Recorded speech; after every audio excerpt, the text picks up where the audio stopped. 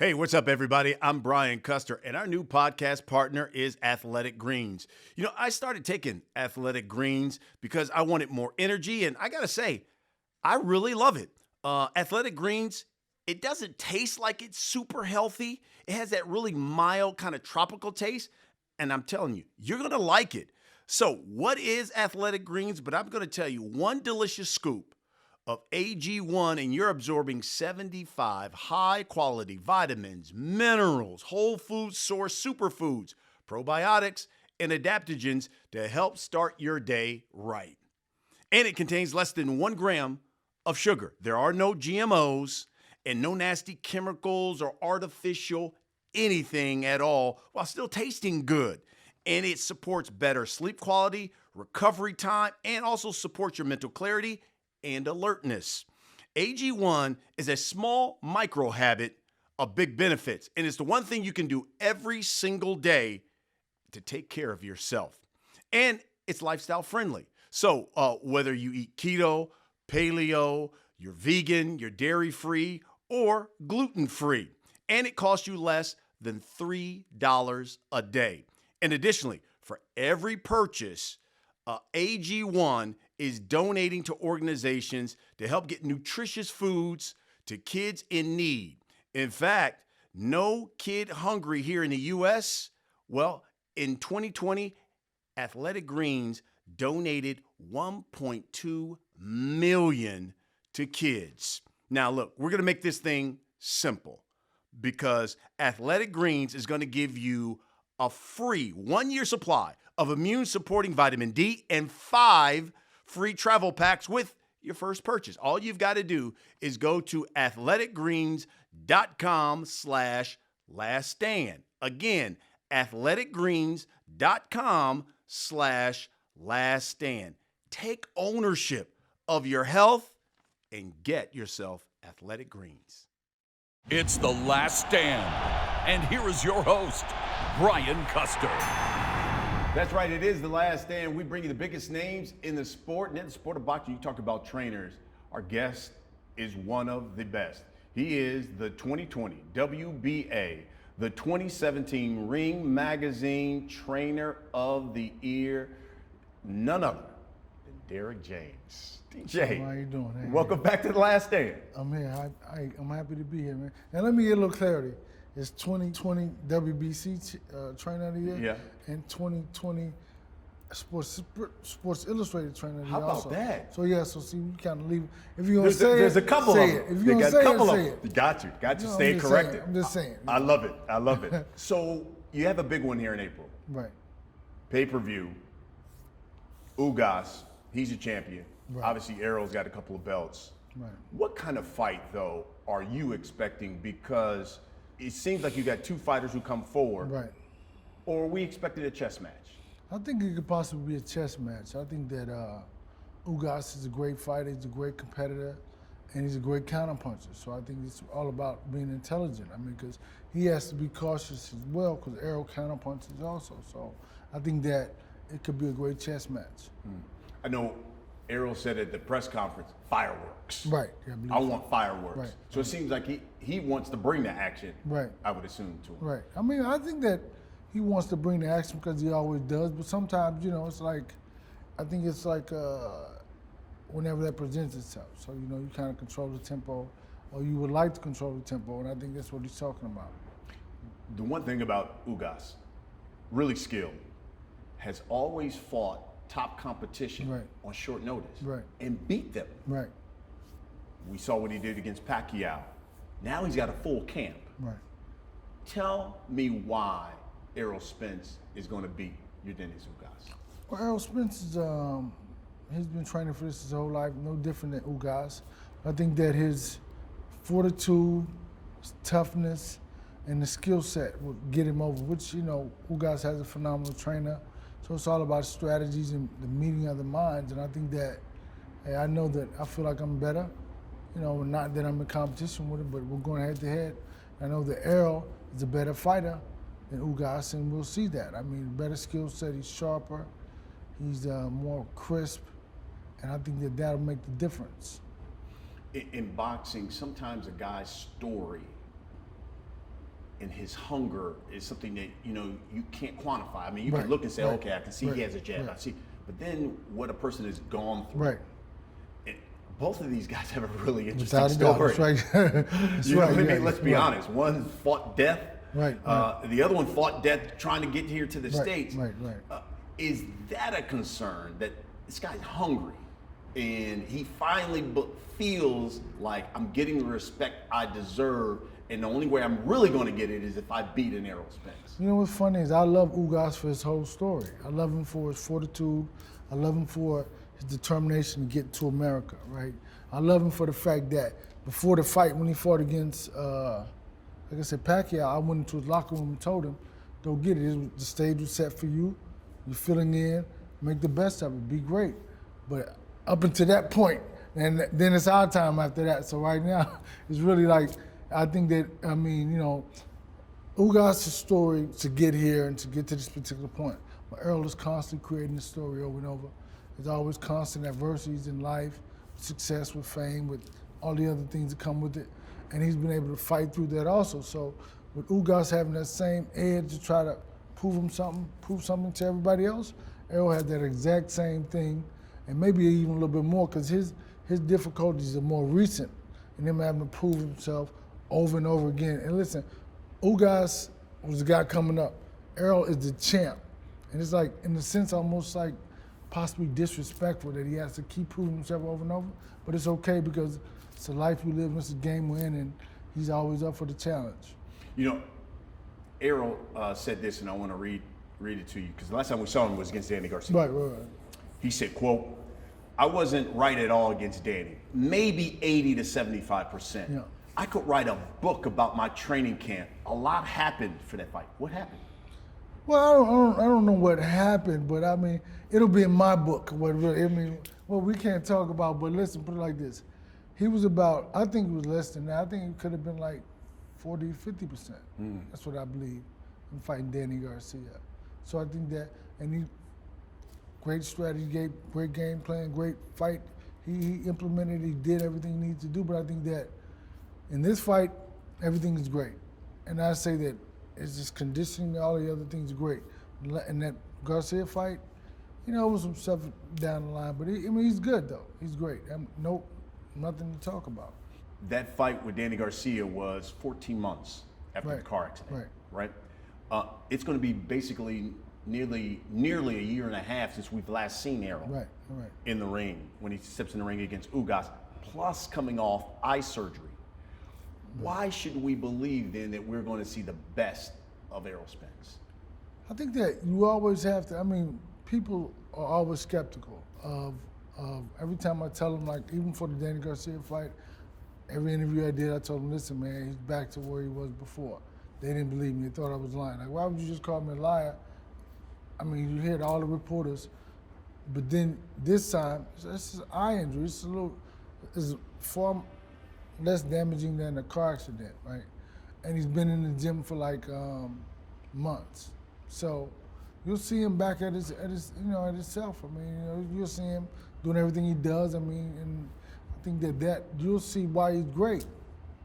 Some fighters are good fighters. Some fighters are great. Some fighters are special. Right. When I've asked other trainers, I've even asked other fighters, what do you think about Errol Spence Jr.? And they all have said some like, oh yeah, I love him. But others have said, hey, look, he's not extremely athletic, hard worker, grinder, just wears you down. What do you think about that? I think that is funny. And the thing about it is we're living in an athletic era right now. And what I mean by that, guys switching up left-handed, right-handed, guys bouncing around the ring, whatever. And if you think about this, that's all they have is their athleticism. Athleticism is fleeting. So when you hear somebody answer an asinine question like that, like that's not saying Sugar Ray Leonard wasn't athletic or Muhammad Ali wasn't athletic, because if you see him, they had rounds that would bounce around forever, right? And the athleticism, but they had skill and technique. That's the difference between the fighters today. So when they see Errol is boring. He throws basic technical punches. And people want to see the pizzazz and the flair, right? But that pizzazz and flair only lasts so long.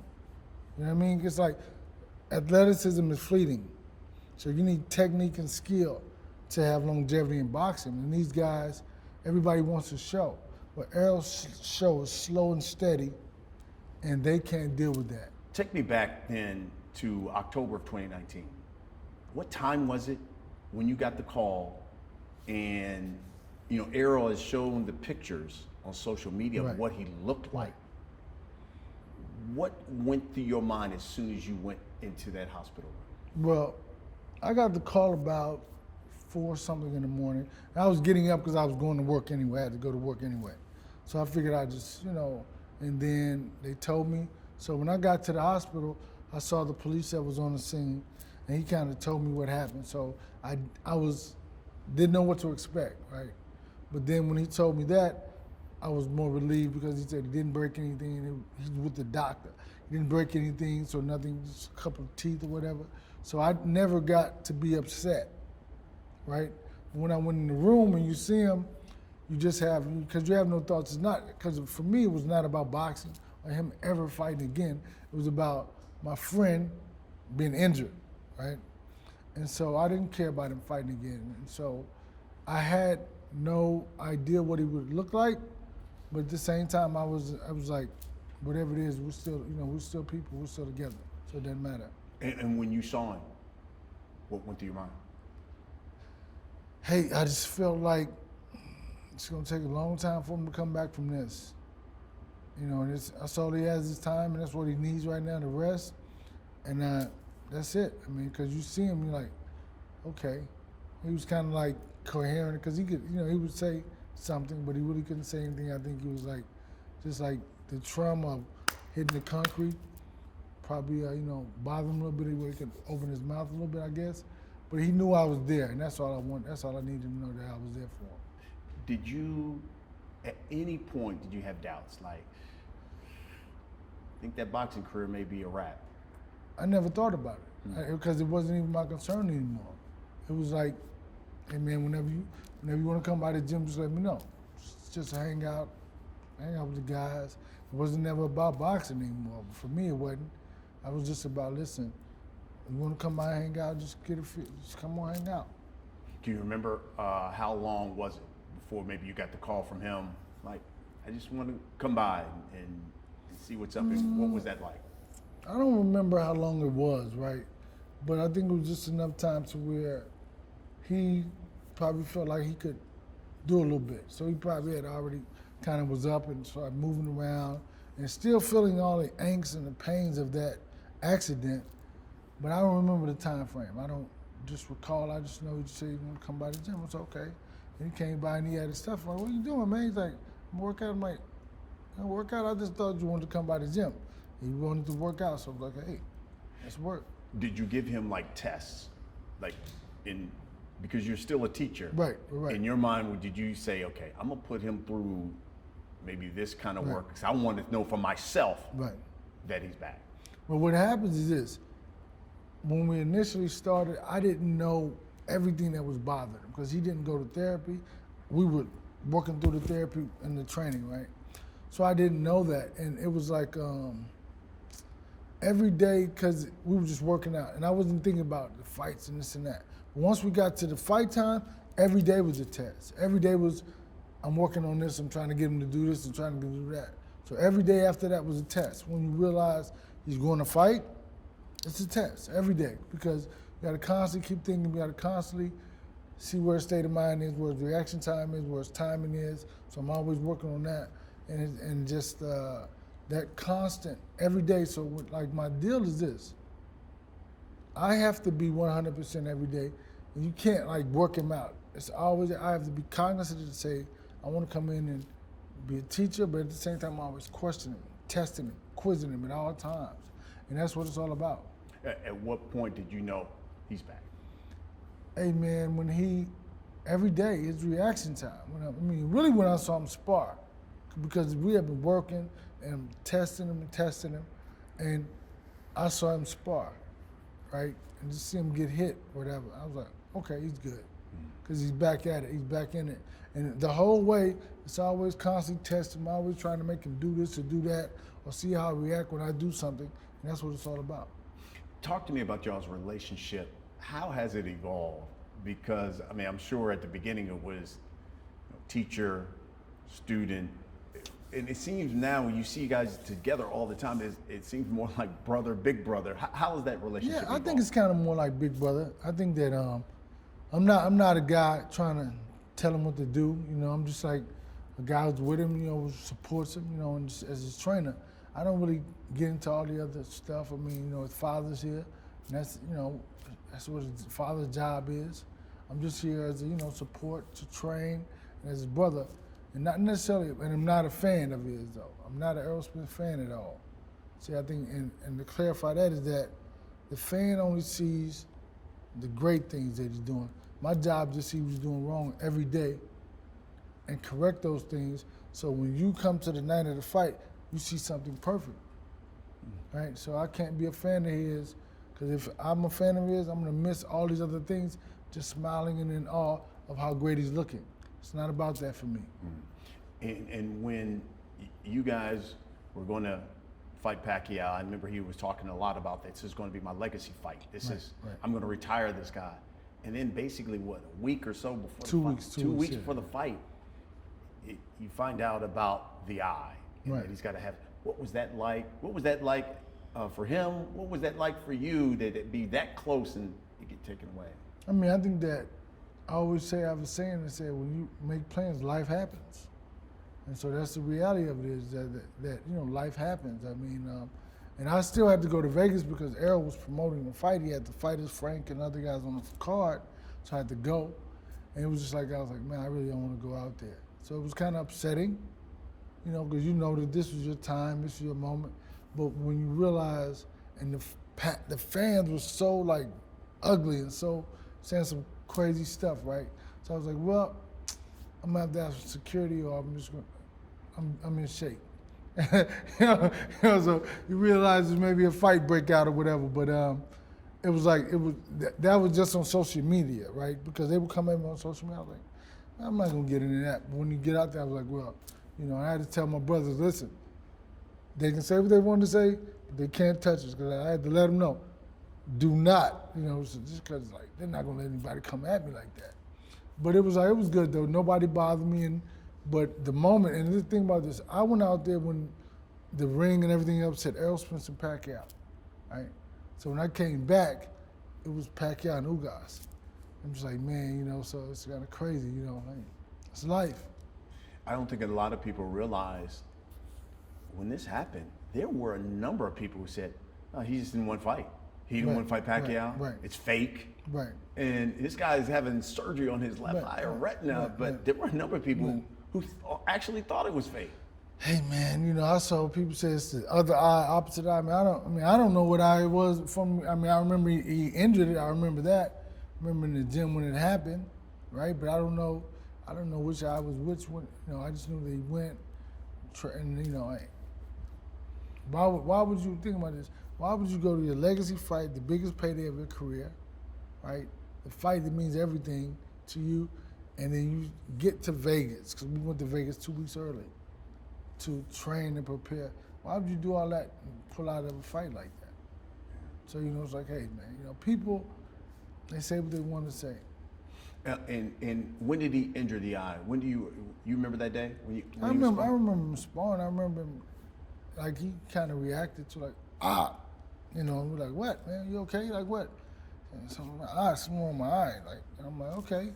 I said, let's get out the ring. He said, no, I'm gonna keep working. And he kept sparring. I mean, so it's like, see, that's just the fighter that he really is. He kept on, you know, he didn't stop, so we kept working.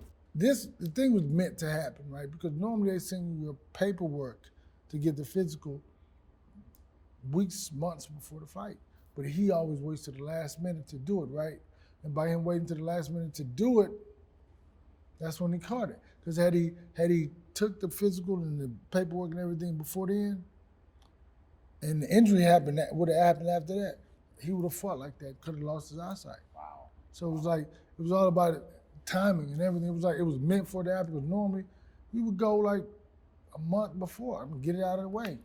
But because he waited to the last minute, that did it. I mean, that's how he found it. And even after the eye surgery, was there any doubts? Like, look, you done cheated death. Now you got this. Maybe it's just written in the cards that this may be a wrap for you. Did that ever cross your mind? No, I thought I knew people who it happened to before, so it wasn't like a big deal. I mean, it's like, you know, you can't get that fight back. But listen, I mean, I wasn't even worried about it. Again, it's all about a friend. It's like, you know, if he fights again, he does. If he doesn't, he doesn't. You know, since the accident, heck, even since the eye surgery, you've seen a change in Errol, not only, mostly as a person. Right. Compared to, let's say, the guy before the accident. Right. He's got this ranch now. His lifestyle's totally different. Right. Have you noticed a change in him as a fighter and as a person since all of this has happened to him? No, I think that he's always been like that and kind of headed in that direction. And so being close or knowing him, that I know that's what he was looking forward to. Like he's looking for a house. It's like he wanted a farm. He wanted a ranch. I mean, listen, and he got what he wanted. But the thing about it was, the funny thing about it was that he had been looking before. So the person that he was already going into this way, going into this direction and becoming this individual anyway. But it's like now, it's all acted out in social media and with his accident because he's a celebrity or whatever. But he was already moving towards that way. Now his temperament, I think his focus may have changed more because nobody likes to be doubted. And I think he always feels like he has something to prove. And I mean, even like I said, as a champion, you still have something to prove. I mean, for him, and he doesn't comment to people when they say something on social media, but he does see it. And that's the thing about it. He's out there to make a point and prove a point. Yeah, I thought it was, he said something really profound at the press conference where he said, you know, you got to realize I don't take anything for granted anymore. Right. I've cheated, or I've basically had 2 life-altering experiences. Right. And I'm going to take, you know, advantage of every great opportunity that comes my way. So you can, as you talked about, that focus has really changed with him. Right. Yeah, man, he's very focused because I think that he really realizes even more that you can have something one moment, 1 second, make plans, and then life starts to happen. I mean, so the life can change in a second, in a moment, in a blink. I think he really realizes that, and that's what's pushing him to be better. Can you take me back to the first time you met Errol Spence? Well, you know, the first time I met him, we didn't get a name introduced him, whatever. So I'll go to this gym to spar, and the owner of the gym was a friend of mine. I said, well, I need to spar, work on defense. He said, well, I only have these little bitty guys. I said, okay, it's okay. I'm just working on my defense. And Errol was one of the little bitty guys. And so he's like, man, he didn't want to hit me because I think he thought I was going to hit him back. Like, no, I'm just working on my defense. And his eyes were like. How old was he at that time? He was like 15. So he had just started boxing. And you see me, this grown man in there. He did not want to hit me, even though he did. But he's like, man, this guy gonna hit me back. Like, no, man, it was good. I remember it clear as day, man. So now take me back to the time where you had to, you know, all of a sudden be asked to be his trainer. How long ago was that from the first time you met him when you were a fighter in the ring? Right. It was like 3 years. So what happened is, I go to this boxing tournament, and I go to support amateur boxing all the time. I go to the tournament, and normally I sit on the floor, but for some reason I sat in the stands, right? So it was like it was kind of meant to happen.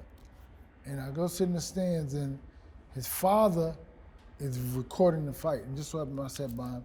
And I said, man, look at him. He keeps throwing the same old punch over and over again. He kept throwing double jab left, and like trying to kill the guy. And I was like, is that like, yeah, you think you can help him? I was like, yeah, I can help him. I gave him my number. Then say like maybe 3 months later, he called me because he didn't want to do it.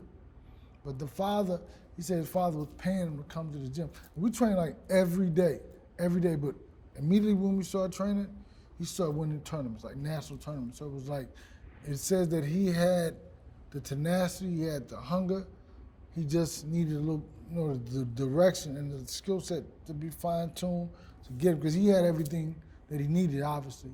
And once he got it, he started winning everything. He's been very dominant.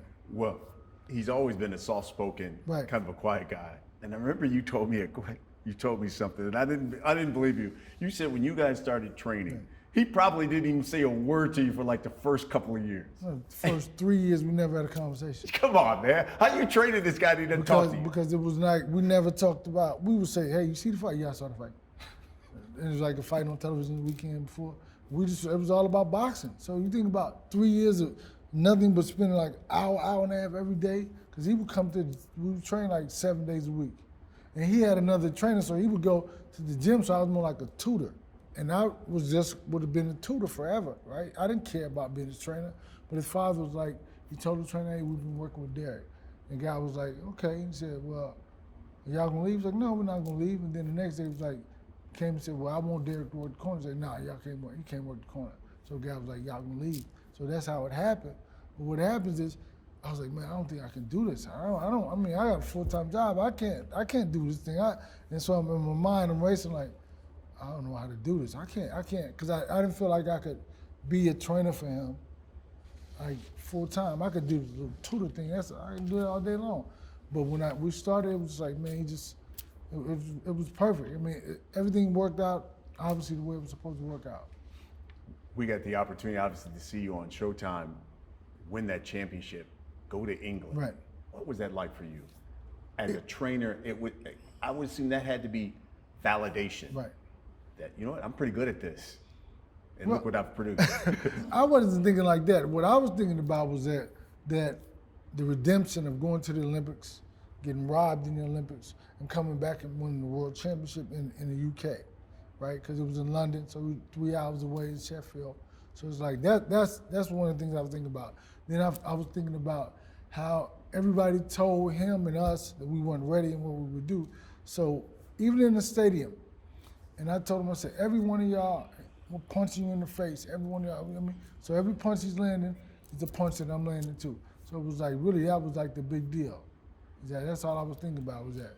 You know, just every punch he's landing, all that work, all that time, for him to be able to be established and be solidified as the guy. Because Carol Brook at that time was arguably the best welterweight in the world. So in the way he beat him and made him quit, it's nothing better than making a guy quit. Knocking out is one thing, but to make him quit and submit is two different things. So listen, you were a good fighter, 21-7, right? Right. And certainly no disrespect to your career, but it seems as if you have become a phenomenal trainer, and that generally doesn't happen when a professional athlete goes into coaching. Right. It doesn't seem to work out well. Right. How? Well, I had to learn, first of all, I think I was a boxing idiot. And I say that most boxers are boxing idiots, they just don't know it, right? They only do what the trainer tells them to do. They take instruction well. They may not understand why and why and why. So for me as a trainer, I first had to go into the why I'm doing this and why am I doing that. And all of the things that I felt like I needed to know, that I didn't know as a fighter, I made sure my guys know, right? I made sure I explained it to them. Okay, if you do this, you get this. If you do that, you get that. So it was like they had the option to do either two. Generally, anybody's going to choose the one that's going to work. Then I had to remove myself from the equation, meaning that I could never compare myself to, I used to do this, I used to do that.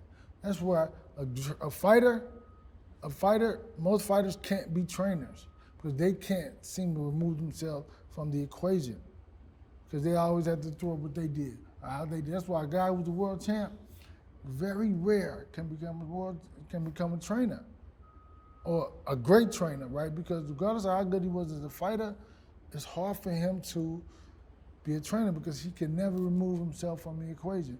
I had to take a seat and say, listen, this is what it is, and learn how to teach it opposed to, and I could show him how to do it, right, but never really try to belittle or demean him. And I think some of your training techniques are different. I mean, even what you train and what you teach, different from what you see from other guys. Right. Where did you get that from, and what is the secret sauce of Derrick James? Well, I think that the secret sauce, I think, is that I never give up. Like I will never, if you're not getting it, it's not you, it's me. So I have to reword it, I have to repackage it, I have to do something different to get my point across. If I think it's so significant that I think that you need to know. And what I really do is, the way I teach is that in reality, if you think about boxing, is that combinations are unrealistic. It's something that, see, people in boxing keep these traditions, they see, they keep doing them over and over. How many? If you watch how many fights, right? Okay. How many times you see a fighter get hit 3 times with a combination, 3 punches in a row? Yeah, that's Rare. Rare. So why would you practice something that rarely happens? Think about this. After you land the jab, the head goes back. So the right hand can't go there. And if you throw, say I throw 1, 2, 3, this is where it is. When you throw the jab, the head goes back. The right hand makes it go even further. So this means you can't throw a combination, right? Because there's a heartbeat and reaction time every time. So with the way I work the mitts is that real-time reaction time. So if you throw a shot, So it's like real-time heartbeats where it slows it down, right? And so it's not about, we never work combinations because it's unrealistic. I mean, people say, why would you go? Now you can put your punches together, say that, right? Because you can go here. It's different than, that's a combination. So that's why it's like, all the myths and rumors, and like I heard trainers say, you can't create a punch or punches are born.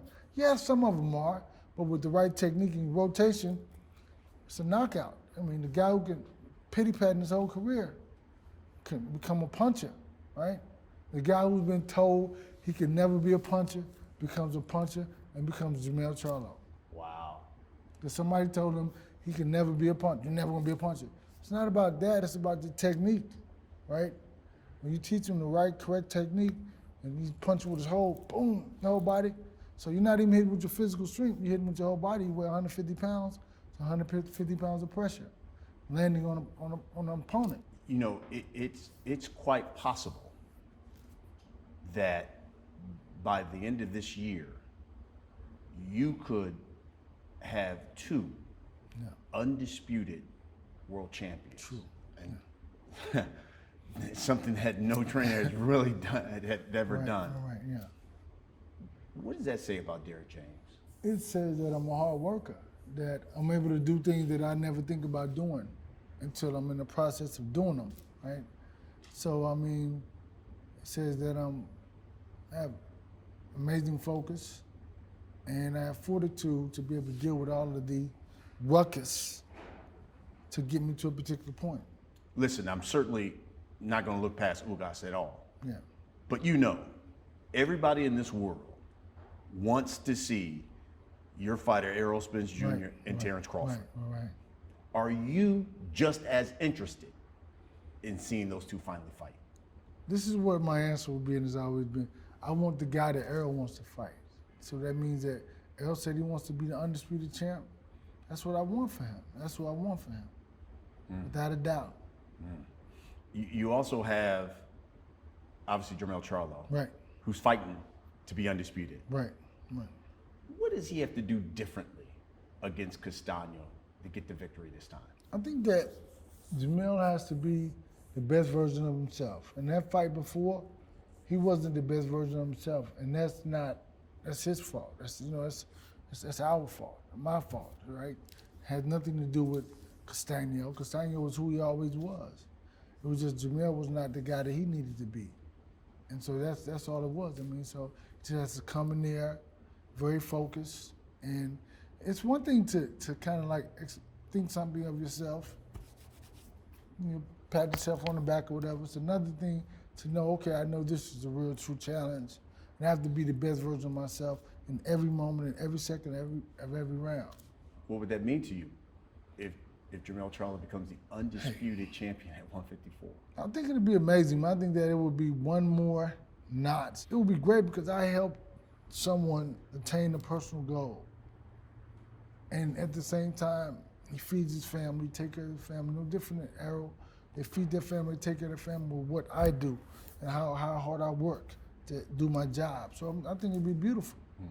What would it mean to you to have them both be undisputed? Hey, man, I don't know. Hey, listen, I never thought about that. Even though I knew it could be a possibility, I didn't think about it till you said it, right? So, to have both of those guys fulfill their fantasies, because these are the fantasies that they talk about, that they want. I mean, listen, it's like helping those guys, that would be amazing.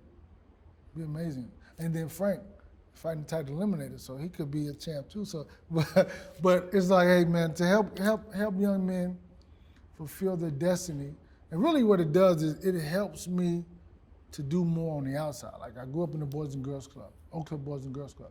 So that's my passion, my heart. I'm on the executive board of directors, so that only helps me help other people more. But the more I do in boxing, the more I can do on the outside of boxing, so yeah. And here's the one thing I love about you, because you are humble, but you have a unified champ Right. at 147. Right. You have a unified champ at 154. Yeah. You have Frank Martin, who a number of people love as a fighter. Is Derrick James the best trainer in boxing? They don't do what I do in the ring. And so there's no competition because they don't do what I do in the ring. Do you feel as if you haven't gotten your just due? Because it seems like you look at these years, Charlo racking up belts, Right. Spence Right. racking up belts, Right. and there's the Eddie Reynosos, and those guys would get Lomachenko's trainer. The father would get trainer of the year. Right. And you're like, whoa, wait a minute. And man, it's the game, man. It's life. It's like you look at it like this. It's the game. It's life. I mean, I think Reynoso was an assistant coach before, so you can't take credit for that thing. But I think that it's subjective. I mean, as long as I keep doing what I'm doing, focusing on what I'm doing, and being able to provide for my family, helping everybody provide for their families, and helping young guys who wouldn't have the opportunity to be in a particular space. That's all that matters, man. Because people gonna say who they want, and come on, I don't know. Well, now in this stable, from Spence to Charlo, and obviously Errol now looks to be a promoter as well. He's got a great young fighter in Frank Martin. Right. How good is he going to be? Hey, he's amazing, man, and he hasn't even tapped the surface of what he's doing. Because he's amazing, and I think that the better opposition he's faced, you'll see him step up to the mic and be better.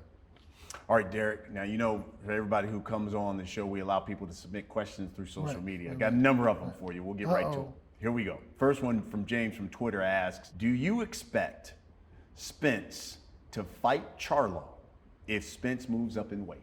No, because how do I go from round the corner to corner? Or do they come to both of them? How do you do that? I don't know. How do you do that? Maybe in each different round, one of them get around themselves. So I give each of them 6 rounds apiece of coaching. Come on, I don't know. Good fella also on Twitter says, are we going to see Jermell move up after the Castano fight and let's say fight a Demetrius Andrade eventually at 160 or even at 168? You never know. I think that they had that opportunity to fight before and it never happened. Demetrius Andrade fell out of the fight for some reason, or pulled out of the fight for some reason. So I don't know. Anything's possible.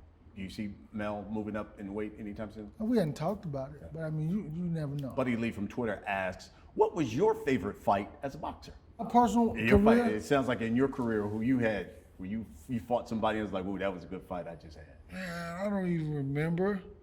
I think about that, but my favorite fight that I love the Riddick Bowe and Holyfield fight one. It's one of my favorite fights to watch, but my fight, I don't even remember what mine was. Yeah.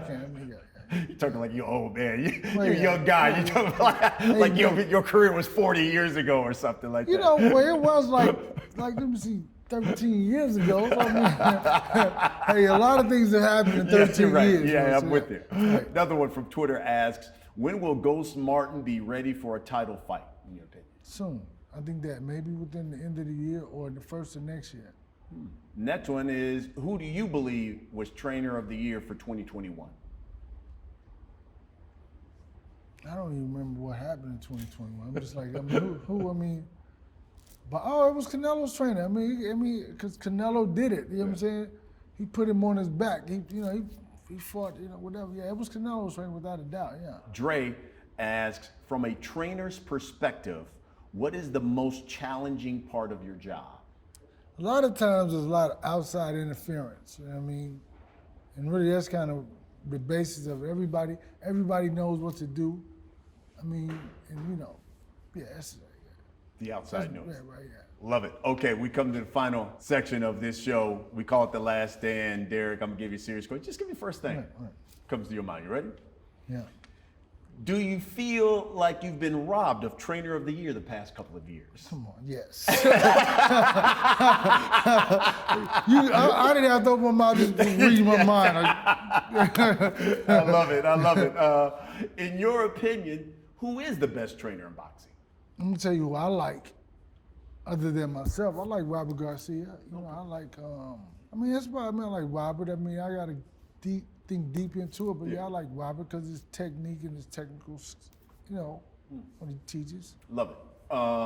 Spence, Charlo, Martin, who's the most talented of those three? I think that they're all equal in a sense. Because the talent and the athleticism and what they do, it's all of them can do the same thing, right?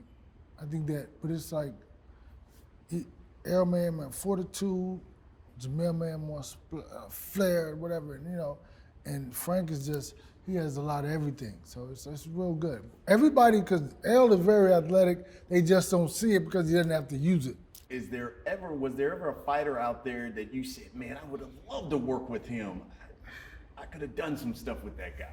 Really, I thought that when Anthony Joshua came to America, he would have came, how do you come to all the, because at that time I had one trainer a year. Yeah. How do you go to all the second best trainers? Right, and not come see you. Hey man, that's the game. All the guys who are like, right. Come on, man, I'm just being honest. If you really want, and obviously they were not having the success. Right.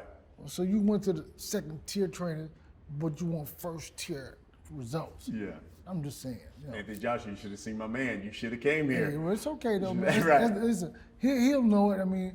He'll know. Okay. Last but not least, by the end of this year, will you be the trainer of 2 undisputed champions? Without a doubt. And I say without a doubt, so what does that say? That Jermell is going to win and Errol has to fight who? Stop asking those asinine questions. The guy keeps saying, I want to be the undisputed champion of the world, right? So what does that mean? I love it. I got to fight that guy. Yeah. So stop asking these asinine questions when you really know. If he's saying that he's been saying that forever, stop asking these questions, man. That's all I'm saying. Goodness gracious. I love it. I think it's probably just because you hear, well, if we go fight, it's gonna be 70-30. Well, really, if you think about that, because I did the math on all this. I've done the math. I'm telling you. So say hypothetically, he fights Sean Porter, because that's the competition you have. We fought the same guy. Right. So with Sean Porter, the fight was $69.99. All right. He sells 130,000 buys. That is only $9,098,400. $9 million, but listen, Sean Porter got $4 million, Terence Crawford got $6 million. So what does that mean? They didn't make the money that the pay-per-view sold. They fought at where? The Mandalay Bay.